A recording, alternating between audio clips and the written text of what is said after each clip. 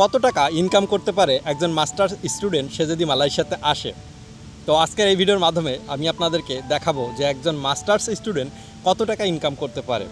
কারণ আমাকে অনেকেই ইনবক্স করেছে, অনেকেই কমেন্ট করেছে এবং জানতে চেয়েছে যে মাস্টার্স স্টুডেন্ট যদি মালয়েশিয়াতে যায় তাহলে তারা কেমন অ্যামাউন্ট ইনকাম করতে পারে। স্টুডেন্টদের সঙ্গে আমি যখন কথা বলি তারা কলের মাধ্যমে জিজ্ঞেস করে যে ভাই আপনার ইনকাম কত হয় মাসে। তো আসলে এত প্রশ্ন, তো যার কারণে আমি এই ভিডিওটা বানাচ্ছি। তো আমি আজকে আপনাদেরকে দেখাবো এই ভিডিওর মাধ্যমে যে আমি কোথায় কোথায় জব করছি এবং কত টাকা স্যালারি পাইছি, এবং আমি সঙ্গে আনছি আমার সেই কোম্পানির অফার লেটারও। কারণ অনেকে হয়তো বিশ্বাস নাও করতে পারে যে আমি কত টাকা ইনকাম করি, অনেকেই ব্যাড কমেন্টও করতে পারে। তো যার কারণে আমি প্রুফ হিসেবে আমি আমার কোম্পানির অফার লেটারগুলোও আনছি। তো চলুন ভিডিও শুরু করা যাক। আমি কুয়ালালামপুরে আসার পর প্রথম একটা জব করি আরজেড হোমস, সেখানে ম্যানেজমেন্ট ট্রেনি হিসেবে ঢুকি। অফিসটা আমার ছিল কেএলসিসির কাছাকাছি, যদিও তারা আমাকে অফার লেটার প্রোভাইড করেনি, কিন্তু সেখানে আমি 3-4 মাস মতো জব করি এবং আমার স্যালারি ধরা হয় 1700 রিঙ্গিত। সেখানে 9টা 5টা ডিউটি ছিল। তারপর আমি জব করি, দেখতে পাচ্ছেন, নাস্টা লোফ, একটা ফার্নিচার কোম্পানি। এরা ইন্টারন্যাশনাল ফার্নিচার সেল করে। এটা হচ্ছে বাংসার শপিং সেন্টারে ছিল। তো এখানে আমার স্যালারি ছিল 2500 রিঙ্গিত। আমি আপনাদেরকে একটু দেখাই, আপনারা দেখতে পাচ্ছেন কি না আমি জানি না, কিন্তু এখানে দেখুন লেখা আছে 2500 রিঙ্গিত। আমি কিন্তু পার মান্থ এখান থেকে 2500 রিঙ্গিত করে ইনকাম করতাম, এবং এখানকার ডিউটি ছিল আমার 12 ঘন্টা করে, সকাল 10টা থেকে রাত 10টা পর্যন্ত। তো তারপরে আমি জব করলাম টায়রা অ্যান্ড খো। এরা সেল করে বিভিন্ন ধরনের product, specially ladies item sale করে তারা, ক্লোদিং, অ্যাক্সেসরিজ। তো সেখানে আমি সেলস অ্যাসোসিয়েট হিসেবে জয়েন করি। ও ভালো কথা, নাস্টালোফে আমি কিন্তু সেলস অ্যান্ড মার্কেটিং হিসেবে ঢুকছিলাম। তো তারপর আমি টায়রা অ্যান্ড খোতে জব করি অনেক দিন ধরে, 7 থেকে 8 মাস মতো টায়রা অ্যান্ড খোতে জব করি। তাদের শপ 9 থেকে 10টা শপ আছে এই কুয়ালালামপুরের ভিতরে।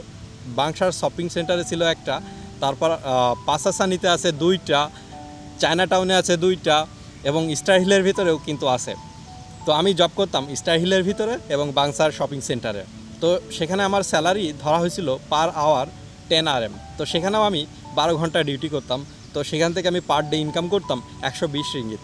তাহলে আপনি বুঝতেই পারছেন যে ওইখান থেকে আমি মান্থলি কত ইনকাম করছি। তারপর আমি জব করি, দেখতে পাচ্ছেন, নিউ সি গ্রুপ। এটা একটা সিঙ্গাপুর বেস কোম্পানি। এখানে আমার পজিশন ছিল ভিডিও এডিটর হিসেবে। তো দেখতে পাচ্ছেন এখানে আমি 5 দিন করে অফিস করতাম, মানডে টু ফ্রাইডে, এবং এখানে আমার স্যালারি ধরা হয়েছিল, দেখতে পাচ্ছেন, 2800 রিঙ্গিত। দেখতে পাচ্ছেন কিনা আমি জানি না, 2800 রিঙ্গিত কিন্তু এখানে স্যালারি ধরা হয়েছিল। এবং তাছাড়াও আরও অন্যান্য এক্সট্রা বেনিফিট ছিল, যেমন অ্যাটেন্ডেন্স এবং আদার্স মিলিয়ে আমার টোটাল স্যালারি আসছিল 3100 রিঙ্গিত। যদি আমি আপনাদেরকে দেখাই, দেখতে পাচ্ছেন এই যে salary, total salary 3100 ringgit. New C group আমাকে 3100 রিঙ্গিত করে পেমেন্ট করতো ভিডিও এডিটর হিসেবে। আমি কিন্তু সেখানে কিছুদিন জব করলাম। তো তারপরেই আমি জব করলাম লাইফ গ্রিন মেডিকেল টেকনোলজি। এটা আপনার টিটিও ওয়াংসাতে ছিল এদের অফিস। এটাও একটা মাল্টিন্যাশনাল কোম্পানি। এখানে আমি সেলস এক্সিকিউটিভ হিসেবে ঢুকছিলাম। তো দেখতে পাচ্ছেন এটাই হচ্ছে আমার অফার লেটার। এখানে দেখতে পাচ্ছেন আমার বেসিক স্যালারি ধরা হয়েছিল 2700 রিঙ্গিত, এবং অ্যাটেন্ডেন্স অ্যালাউন্স ছিল 200 RM, এবং লিভিং কস্টের জন্য অ্যালাউন্স দেওয়া হয়েছিল 300 RM। টোটাল আমি এখান থেকে কিন্তু 3200 রিঙ্গিত করে পার মান্থ ইনকাম করতাম। তো এখানেও আমি দীর্ঘদিন জব করছি। আমি আমার মোবাইলটা চেক করে দেখি যে কোনো স্ক্রিনশট দেখাতে পারি কি না। আমি চেষ্টা করতেছি আপনাদেরকে আমার স্যালারিটা দেখানোর জন্য। হ্যাঁ, পাওয়া গেছে। দেখতে পাচ্ছেন কিনা আমি জানি না, 3200 রিঙ্গিত কিন্তু অক্টোবর মাসের স্যালারিটা আপনাদেরকে দেখালাম। 3200 রিঙ্গিত আমি এখান থেকে পার মান্থ পাইতাম। অনেকেই ভাবতে পারতো যে আমি আসলে মিথ্যা কথা বলতেছি, আমি হয়তো বা বানোয়াট কথাবার্তা বলতেছি যে স্টুডেন্টরা এমন ইনকাম করতে পারে কি পারে না। তো যার কারণে আমি আমার অফার লেটারগুলো আপনাদেরকে দেখালাম। এখন আসি মালয়েশিয়াতে আসলে জব পাওয়া কতটা ইজি এবং কতটা টাফ। আসলে ভীষণ সত্য কথা যে মালয়েশিয়াতে জব পাওয়া খুবই টাফ। আসলে অনেক স্টুডেন্টই আছে বেকার এবং তারা কাজই পাচ্ছে না। আর প্রথম কথা হলো মালয়েশিয়াতে কিন্তু স্টুডেন্ট ওয়ার্ক ইলিগাল, তারপরেও করি। আমি আবারও এই ভিডিওর মাধ্যমে বলতেছি, আমি কিন্তু আপনাদেরকে উৎসাহ দিচ্ছি না মালয়েশিয়াতে আসার জন্য, কারণ মালয়েশিয়াতে স্টুডেন্ট জব ইলিগাল। একটা স্টুডেন্ট মালয়েশিয়াতে যদি জব করার উদ্দেশ্যে এসে থাকে তাহলে কিন্তু সে বিপদে পড়তে পারে, কারণ আপনাকে যদি ইমিগ্রেশন ধরে সমস্যা হইলেও হতে পারে, কারণ এখানে আপনাকে কোনো ধরনের ডকুমেন্টস দেওয়া হয় না। কিন্তু হ্যাঁ, আপনি যদি মাস্টার্স অথবা পিএইচডি প্রোগ্রামে থাকেন, সেক্ষেত্রে আপনি যদি একটা ভালো জব পান কোনো কোম্পানি থেকে, তাহলে আপনাকে ইউনিভার্সিটিতে যাইতে হবে, গিয়ে সেখান থেকে একটা অ্যাপ্রুভাল নিয়ে আসতে হবে যে আপনি জব করতে পারবেন। সেক্ষেত্রে হয়তোবা আপনি জব করতে পারেন। আসলে আমি এই জবগুলো কিভাবে পেলাম আপনারা হয়তোবা প্রশ্ন করতে পারেন। আমি এই জবগুলো বিভিন্ন জব পোর্টাল থেকে অ্যাপ্লাই করে আমি জবগুলো পাইছি। কোনো রেফারেন্স কিংবা কোনো লিঙ্কের মাধ্যমে আমি কিন্তু জবগুলো পাইনি।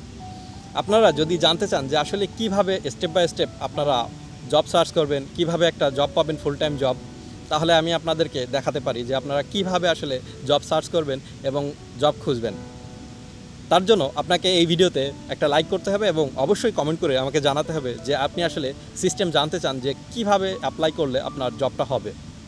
আজকের মতো ভিডিওটা এখানে শেষ করতেছি। দেখা হবে নতুন কোনো ভিডিওতে, এবং আপনি আর কী ধরনের ভিডিও চাচ্ছেন অবশ্যই আপনি আমাকে কমেন্ট করে জানাবেন।